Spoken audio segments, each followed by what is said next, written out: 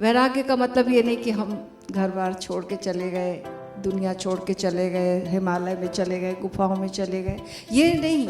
सामने सब कुछ मौजूद है, सामने परिस्थिति मौजूद है, तब भी हमारे भीतर भोगने की इच्छा ना हो। सामने पूरे चैलेंजेस हों और फिर भी भीतर कोई इच्छा जागृत ना हो, वो है वैराग्य। ना तो छोड़ना वैराग्य है, ना पकड़ना। छोड़ना और पकड़ने के पार वैराग्य है। आदमी कैसे जाने कि उसको वैराग्य घटित हुआ है। अध्यात्म उपनिषद का जो सूत्र है, तो आपसे कहती हूँ वो सूत्र जिसका भावार्थ है, भोगने लायक पदार्थ के ऊपर वासना जागृत ना हो तब वैराग्य।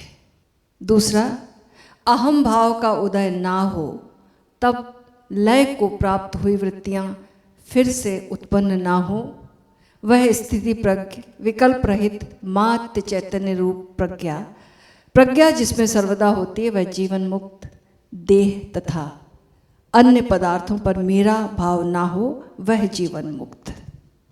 तो इसमें कुछ पहचान, कुछ बातें बताई हैं जिसको कि ओशो ने बहुत सुंदर सरल रूप से हमें समझाई हैं।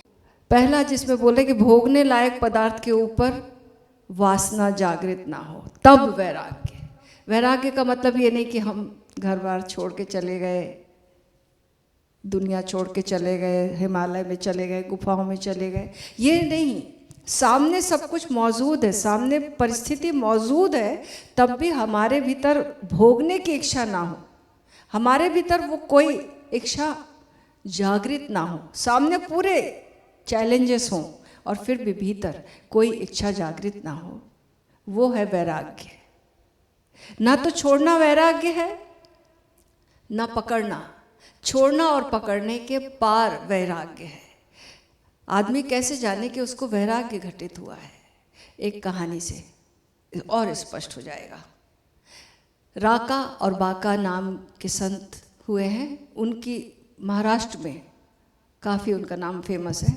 राका बाका दो बहुत ही गरीब हैं और रोज़ जंगल जाते हैं, लकड़ी काट के लाते हैं और अपनी जीविका पूरी करते हैं, चलाते हैं। तो एक बार क्या हुआ कि राका बीमार हो गई,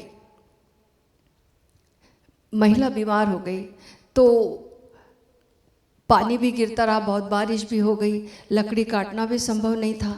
और फिर वो 7 दिन बीत गए। 7 दिन के बाद पानी वानी सब, बारिश बंद हुई, तबीयत भी सब ठीक हो गई। तो फिर ये लोग लकड़ी काटने के लिए जाते हैं जंगल।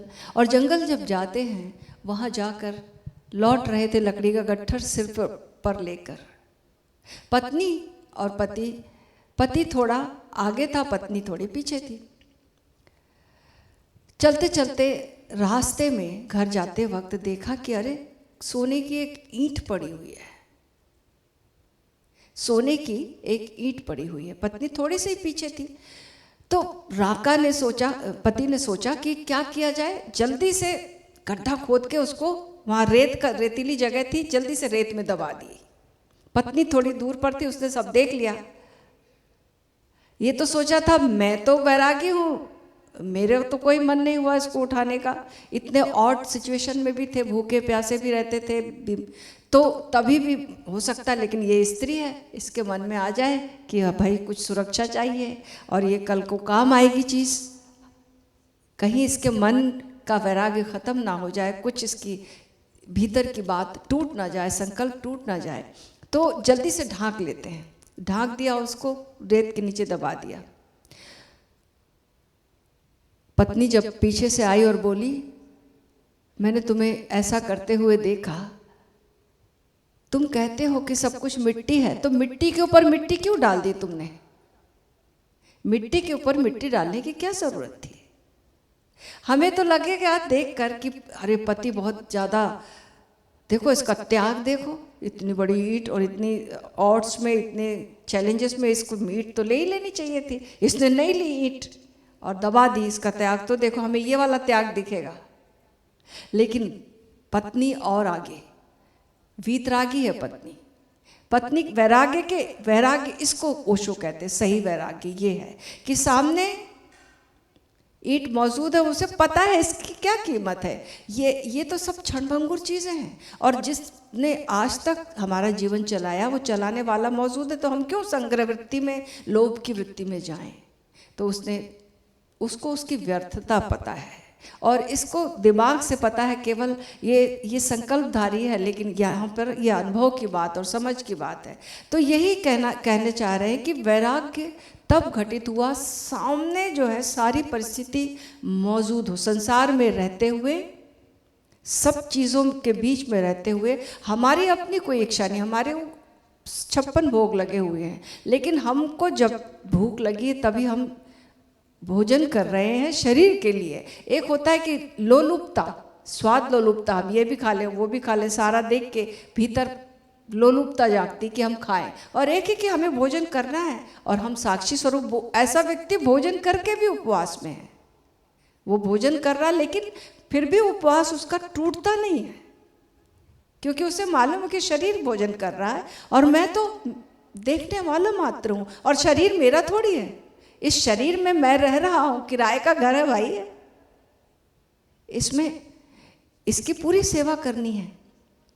तो ये भाव, सामने सारे चैलेंजेस, सारी भोग विलास की सुविधा, सब कुछ मौजूद है, लेकिन फिर भी भोग की इच्छा ना हो, क्योंकि इसकी व्यर्थता का पता चल गया। भीतर कुछ और भोग रहे हैं हम, भीतर कुछ ऐसा आनंद आ रहा है, भीतर कुछ इतना भरा हो गया है, भीतर कुछ ऐसी तृप्ति हो गई है कि अब कोई चीज़ हमें डोलाती नहीं है, हमको इसकी ज़रूरत महसूस ही नहीं होती, क्योंकि रस कहीं और शिफ्ट हो गया है, आत्म रस आ गया है, अपने होने का रस, अपने आत्मा का रस, अपनी आत्मा का स्वाद आ गया है। तो बाहर की चीज़ें व्यर्थ ही नजर आती, क्योंकि हम तो और भी बड़ा भोग कर रहे हैं। तो इसको वैराग्य कह रहे हैं, कुछ छोड़ने को नहीं, कुछ पकड़ने को नहीं, छोड़ने पकड़ने की बात ही नहीं है, समझ की बात है वैराग्य। और समझ कब आएगी? जब भीतर, हमारे भीतर कुछ घटित हो गया, कुछ और मूल्यवान मिल गया है, ज़्यादा इम्पॉर्टेंट, ज़्यादा मूल्यवान, ज़्यादा रसपूर्ण, ज़्यादा भरावपूर्ण मिल गया है। इसलिए हमारे भीतर कोई भी सिचुएशन हमारे को डोलाती नहीं है। भोगने लायक पदार्थ के ऊपर वासना जागृत ना हो तब वैराग्य, अहम भाव का उदय ना हो तब ज्ञान। हम सोचते हैं कि ज्ञान किसको उपलब्ध हो गया, आत्मज्ञान उसको किसको उपलब्ध हो गया, तो एक ही पहचान ये अध्यात्म उपनिषद कहता है कि जिसके भीतर अहम भाव का उदय ना हो। सब के बीच में बैठे हैं, अहम भाव कब उदय होता है? जब दूसरों के बीच में हम जाते हैं। अकेले में तो अहंकार नहीं रहता ना, दूसरों के सामने ही रहता है। तो दूसरों के सामने भी हमारा अहंकार का भाव, मेरा मैं हूँ का भाव उदय। ये एक होता है ना हमारा फॉल्स में, और एक होता है हमारा रियल में। तो जो फॉल्स में है वो प्रकट ना हो, हम जो हैं वो हैं, सहजता हमारी बनी रहे, हम जैसे हैं वैसे ही हैं, हम कुछ और ना हो जाए किसी के सामने, किसी के लायक, किसी के लिए हम कंप्रोमाइज़ कर रहे हैं, ऐसा कुछ ना हो जाए। हम जो हैं, हमें मालूम है हमारा होना, वो अहम भाव उदय। अहम भाव कैसे होता? मैं ये हूँ। हमारा ज़्यादातर अहम भाव किससे उदय होता है? अपने प्रोफेशन से होता है, अपने लोगों, अपनी धन संपत्ति से होता है, अपनी पद प्रतिष्ठा से होता है। इससे हम अपने आप को मैं होना आंकते हैं ना, ये मेरा मैं बढ़ गया। तो ये अहम भाव उदित ना हो, ये कह रहे हैं। अहम भाव का उदय ना हो तब लय को प्राप्त हुई वृत्तियां फिर से उत्पन्न ना हो। सारी वृत्तियां, कई बार लगता है अपने को काम, अब क्रोध नहीं आ रहा, हम बड़े आराम से, बड़े शांति में हैं, और फिर अचानक बहुत दिनों के बाद पाते कि अरे पता ही नहीं चला और कब क्रोधित हो गए। थोड़े दिन तक लगता है बहुत आनंद है, लेकिन जरा सी सिचुएशन आई सामने तो पता चलता कहाँ आनंद कपूर की तरह उड़ गया। तो जब ये बार बार ऐसा घटित हो कि शांति आई और शांति विदा भी हो गई, आनंद आया, आनंद विदा भी हो गया, प्रेम आया और प्रेम विदा भी हो गया, जब ऐसा कुछ वृत्तियां जो हमारी हैं वो कभी उदित ना हो, तब ज्ञान हुआ, तब आत्मज्ञान हुआ है।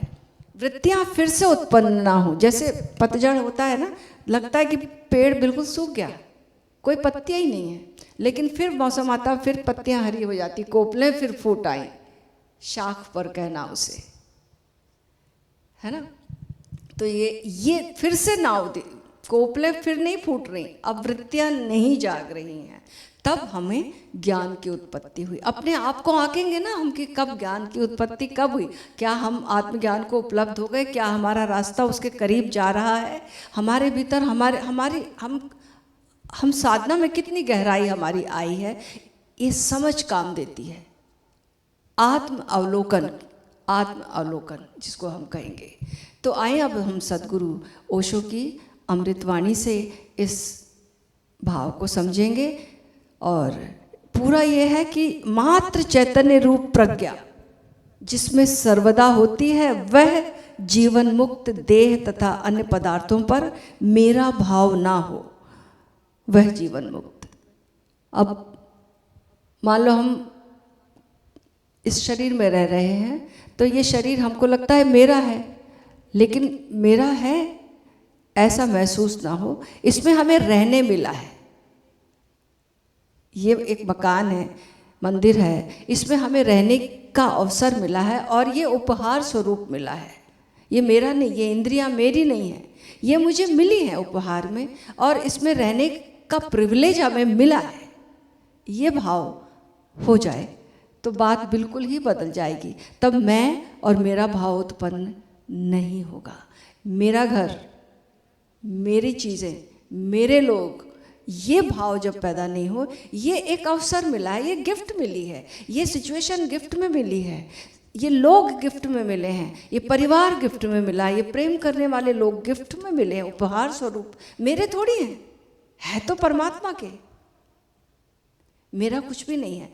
एक मात्र गिफ्ट में मिला हुआ अवसर हम सबको साथ साथ होने का है। अगर हम इस भाव से लेने लगे तो लेने क्या लगे, ऐसा लगने लगे जब मैं भाव उत्पन्न ना हो, मेरा भाव उत्पन्न ना हो, तो बात बिल्कुल ही आत्म अज्ञान से विपरीत हो जाएगी। आत्म अज्ञान क्या है कि मैं हूँ और सब कुछ मेरा है, और यही जैसे यही रहने वाले हैं सदा, और यही सब कुछ मेरे साथ जाएगा, ऐसे ही कुछ हम जीते हैं, ऐसे ही कुछ तो जीते हैं। अब ना ये तो सबको समझ में आ जाता है कि ये सब कुछ साथ नहीं जाएगा, बाहर की चीज़ें थोड़ी थोड़ी समझ में आ जाती हैं, फिर भी नहीं समझ के जीते। लेकिन वो जो झूठा ज्ञान है, फॉल्स मैं बन जाता, जिसका कि हमने जो ज्ञान इकट्ठा कर लिया है, वो हमें लगता है कि यही हमारी सच्चाई है, लेकिन उसको आंकते रहना है। उसका आकलन परिस्थितियों से होता है। वो परिस्थितियां बताई हैं कि सामने भोग की परिस्थिति हो जाए तब भी इच्छा पैदा ना हो, सामने मैं और मेरे को पकड़ने की पूरी स्थितियां मौजूद हो तब भी मैं और मेरा ना जागे, और एक स्थिति प्रज्ञता जो मन स्थिति है, जो भीतर जो स्थिति पैदा हुई है, वो शाश्वत है, निरंतर है, यानी उसमें ब्रेक नहीं है। जैसे कि एक दीपक की लो लगातार बिना कंपित हुए जी रही, भगवान कृष्ण जिसको स्थिति प्रज्ञा कहते हैं, वह प्रज्ञा वही है जो सत्य के प्रति लगातार उस उन्मुख रहती है। प्रज्ञा वही है जिसकी निरंतर लौ सत्य से जुड़ी रहती है, वही प्रज्ञा है। तो ये स्थिति जो है भीतर पैदा हो जाए, इसको आंकते रहने के लिए ये पूरे प्रवचन को जब हम सुनते हैं और आत्मसात करते हैं, हृदयंगम पर करते हैं, तो वही घटना घटेगी। श्रवण, फिर मनन, फिर निधिध्यासन, और फिर समाधि, और फिर जब हम वापस लौटेंगे तो निधिध्यासन, फिर मनन, फिर श्रवण, यानी एक्सप्रेशन। अब लोगों को बांटो, बांटने में भी चीजें बट रही हैं, हम खाली पोंगरी मात्र हैं, हम केवल माध्यम मात्र हैं। हमारा होना, ऐसे व्यक्ति का होना अपने आप में बढ़ती है चीजें, उसकी साइलेंस अपने आप बढ़ती है, उसका प्रेम अपने आप छूता है, वो कुछ करता नहीं है, उसकी मौजूदगी मात्र जैसे एक फूल मौजूद है तो उसकी खुशबू देने के लिए वो कुछ करता नहीं है, खुशबू फैलती है उसकी।